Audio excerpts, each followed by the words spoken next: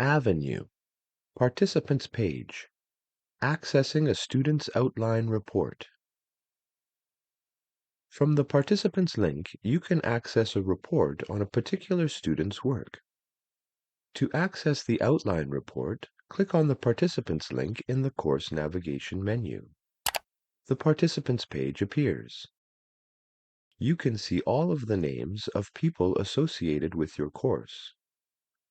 Now locate the student whose report you wish to see. In this example, I would like to see Ahmed Ali's outline report. Click on his name and his profile page opens. In the right column, scroll down to the box with the heading Reports. Click on the Outline Report link.